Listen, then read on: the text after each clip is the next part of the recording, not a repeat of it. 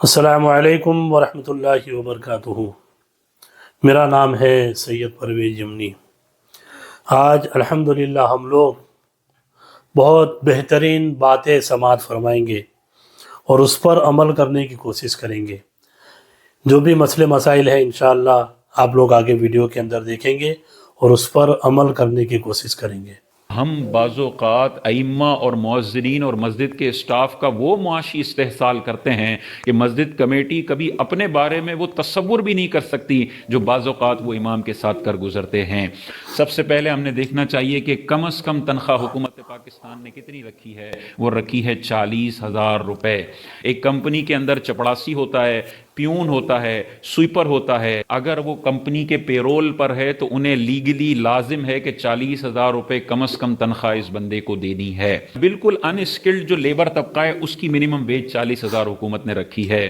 تو ایک امام جو 8 سال پڑھ کے آتا ہے، قرآن حفظ کر کے آتا ہے، اچھا قرآن سنانے والا ہے، بڑی محنت سے نماز پڑھانے والا ہے، اس کو بعض اوقات 20,000 روپے تنخواہ دی جا رہی ہوتی ہے۔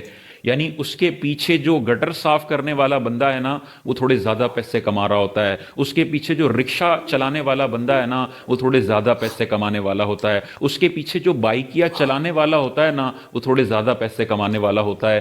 ہم بعض اوقات ائمہ اور مؤذرین اور مسجد کے اسٹاف کا وہ معاشی استحصال کرتے ہیں کہ مسجد کمیٹی کبھی اپنے بارے میں وہ تصور بھی نہیں کر سکتی جو بعض اوقات وہ امام کے ساتھ کر گزرتے ہیں۔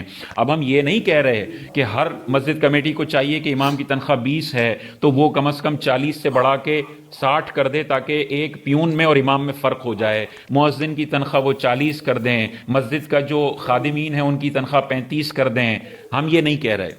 ظاہر چادر کے مطابق پاؤں پھیلائے جائیں گے نا، چادر چھوٹی ہے تو پھر اس میں گزارا کرنا پڑے گا، لیکن جس بات کی طرف ہم نے توجہ دلانی ہے مسجد کمیٹی کو وہ یہ ہے کہ بعض اوقات مسجد میں فنڈ ہوتے ہیں لیکن اس کے باوجود امام صاحب اور مؤذن اور مسجد کے خادمین کو خون کے آنسو رلایا جاتا ہے اور انہیں تنخواہ نہیں دی جاتی ہے جتنی ان کی سروسز ہیں اس کے بدلے میں۔ اگر مسجد کے فنڈ میں پیسہ موجود ہے لیکن وہ 12ویں کی لائٹنگ کے لیے رکھا ہوا ہے کیونکہ اس لائٹنگ میں ہم نے 25 لاکھ روپے کا خرچہ کرنا ہے۔ یاد رکھیے جتنی بھی فقہ کی کتابیں ہیں ان میں جو پرائیورٹیز بتائی گئی ہیں نا مسجد کے خرچے کی، اس میں سب سے ٹاپ پر آتا ہے امام، مؤذن اور مسجد کا اسٹاف جس نے مسجد کو چلانا ہے۔ سب سے مقدم یہ ہیں۔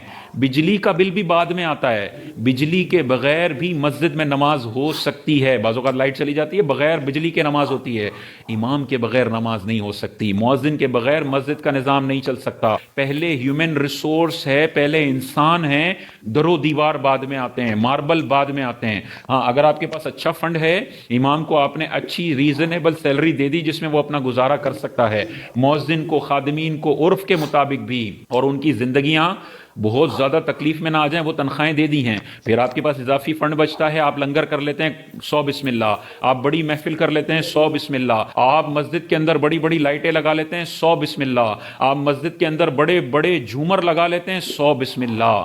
لیکن اگر مثال کے طور پر آپ کے پاس 2 لاکھ روپے کا فنڈ بچا ہوا ہے اور امام کو آپ 20,000 روپے، 25,000 روپے، 30,000 روپے کی تنخواہ دے رہے ہیں اور یہ 2 لاکھ کا فنڈ آپ نے اپنے پاس رکھا ہوا ہے کہ یار 27ویں کو لنگر کرنا ہوتا ہے تو لنگر میں خرچ ہوں گے، 12ویں کو ہم نے ایک لنگر کا اہتمام کرنا ہے اس میں خرچ ہوں گے، ہمیں بڑے بڑے جھومر لگانے ہیں اس میں خرچ ہوں گے، تو بھائی پھر آپ نے جو یہ کام کیا نا یہ آپ نے پرائرٹیز کو خراب کر دیا ہے۔ پھر یہ 2 لاکھ روپے انہی ہیومن ریسورس پر خرچ کرنا ضروری ہے۔ محفل نعت بغیر لنگر کے بھی ہو سکتی ہے، اعلان کریں جو آنا چاہے گا آئے گا۔ شب معراج بغیر لنگر کے بھی ہو سکتی ہے۔ اگر امام کو آپ 12ویں کی نیت سے یہ پیسے دے دیں تحفتاً تو اللہ تبارک و تعالیٰ کی بارگاہ میں ان کا بڑا مقام و مرتبہ ہے۔ ہم لائٹنگ کرنے کو منع نہیں کر رہے ہیں، ہم محفل نعت میں لنگر رکھنے کو منع نہیں کر رہے ہیں، لیکن ہم یہ دیکھ رہے ہیں کہ یار گھر میں آٹے کی کمی ہو اور گھر میں پرفیوم کی کمی ہو اور بچے بھوک سے مر رہے ہوں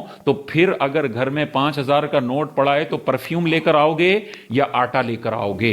ہر بندہ کہے گا پرفیوم بھی شاندار ہے، خوشبوئیں بھی شاندار ہیں، لیکن ابھی فی الحال مجھے ضرورت روٹی کی ہے، آٹے کی ہے۔ تو بھائی امام کے پاس پیسے نہ ہوں، وہ پیٹرول کے لیے بھیک مانگ رہا ہو، وہ 2 وقت کی روٹی کے لیے فلاں پڑوسی کا منتظر ہو کہ وہ پلیٹ بھیجیں گے تو میں کھاؤں گا، اور مسجد کمیٹی ماربل لگوا رہی ہے، مسجد کمیٹی مسجد میں جھومر لگوا رہی ہے، مسجد کمیٹی اوپر بہت بڑا گنبد بنا رہی ہے جس پہ 30 لاکھ روپے کا خرچہ آئے گا۔ او بھائی، پہلے ہیومن ریسورس ہے، پہلے تر جگر کو تو پیسے دے دو، اس کے بعد تم نے یہ رنگ و روغن والے کام کرنے ہیں، پہلے تم نے انسانوں کا خیال رکھنا ہے۔ تو ان کو ریزنیبل تنخواہیں دیں، جب مسجد کا فنڈ آپ کو اجازت دیتا ہو تو دیں، اور کسی علاقے میں مسجد کا فنڈ اجازت نہیں دیتا تو اس مسجد کے علاقے والوں کو چاہیے کہ اپنے چندوں کو تھوڑا بڑھا دیں۔ وائی فائی کے لیے پیسے دیتے ہیں نا، کیبل کے لیے پیسے دیتے ہیں نا، فوڈ پانڈا کا 3-4 ہزار کا مہینے کا بل بن جاتا ہے۔ ہر بندہ اپنی ذمہ داری سمجھے کہ مسجد فنڈ میں نے 500 روپے ڈالنے ہیں، تو غریب علاقے میں بھی امام کو 40,000 50,000 کی تنخواہ دینا کوئی مسئلہ نہیں ہے۔ لیکن ہم مسجد کو اللہ کا گھر سمجھتے تو ہیں، لیکن ہم یہ ذہن میں بیٹھے ہوئے ہوتے ہیں کہ ہماری ذمہ داری نہیں ہے۔ مسجد میں امام صاحب مرتے ہیں، جیتے ہیں، وہ ذلیل ہوتے ہیں، وہ لوگوں کے سامنے ہاتھ پھیلاتے ہیں، ان کے گھر میں کوئی بیمار ہو جائے تو وہ ایڈوانس تنخواہ کے لیے کمیٹی کے صدر کی گالیاں کھاتے ہیں۔ مجھے کوئی سروکار نہیں ہے، یہ تو مولوی ہے، مجھے نماز پڑھائے گا اور میں اپنے کام سے نکل جاؤں گا۔ یہ بے حسی نہیں ہونی چاہیے۔ فنڈ بڑھائیں تاکہ مسجد کمیٹی والے بھی ان کی تنخواہ اضافہ کر سکیں۔ ہر مسجد کمیٹی تک یہ ویڈیو پہنچائیں اور انہیں کہیں کہ یار آپ اس طرح کریں، ورنہ میدان محشر میں یہ جو ائمہ اور ان کو تکلیفیں دی گئی ہیں ان کا حساب دینا پڑے گا۔ ہمیں بھی دیکھنا چاہیے کہ یار اس کی کتنی بیویاں ہیں، اس کی کتنے بچے ہیں، یہ کیسے گزارا کرے گا۔ تھوڑا سا اس کا بجٹ بنا کے نا اس کے حساب سے مناسب سیلری کریں کہ 3 وقت کی روٹی ملے، اس کو بچوں کی دوائیاں ملیں، اس کو بچے کی ایک ریزنیبل تعلیم کا خرچہ ملے، اس کو بجلی گیس پانی اور ایک عزت دار زندگی گزارنے کا موقع ملے۔ یہ بجٹنگ کر کے کمیٹی والے تنخواہ دیں گے، دنیا میں بھی سرخرو ہیں، آخرت میں بھی اللہ تعالیٰ ان کو بہترین اجر عطا فرمائے گا۔ تو آپ تمامی حضرات نے ویڈیو کو مکمل دیکھا۔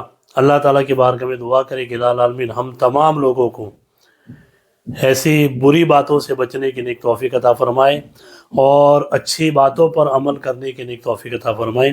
آپ تمام حضرات سے گزارش کروں گا ہماری ویڈیو کو زیادہ سے زیادہ لائک کریں، شیئر کریں، سبسکرائب کریں اور لوگوں تک پہنچائیں تاکہ لوگوں کو دین کی معلومات ہو سکے۔ السلام علیکم ورحمۃ اللہ وبرکاتہ۔